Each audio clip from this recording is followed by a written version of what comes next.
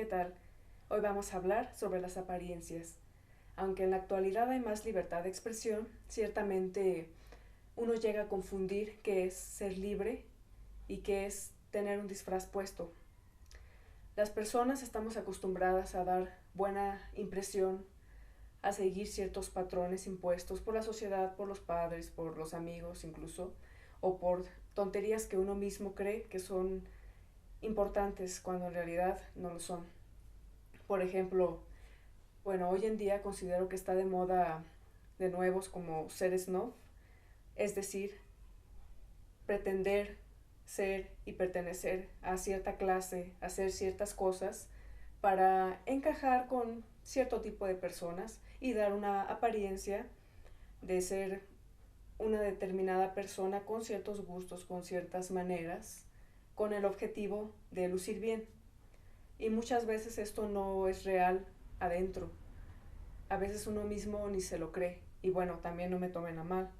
Entiendo que todos, absolutamente todos en el mundo, incluyéndome yo misma, queremos lucir de determinada manera, que la gente lo identifique a uno con ciertas cosas. Eso no está mal, que uno tenga gustos, que uno tenga aspiraciones. Pero ya cuando uno empieza a comportarse de cierta forma solamente para quedar bien, para no disgustar a los padres, a los amigos, para no sé, lucir altivo, es cuando las cosas ya van por mal camino. Quiero decir, si vas a presentar un recital, un discurso, una exposición de trabajo, generalmente uno se viste bien, va bien arreglado, se para, saluda y no va uno preparado a las cosas. Y uno cree que porque uno lució bien, uno se presentó bien, todo está bien. Y no debe de ser así. Uno debe de hacer las cosas con convicción, sentirlas adentro, más que traer un lindo traje.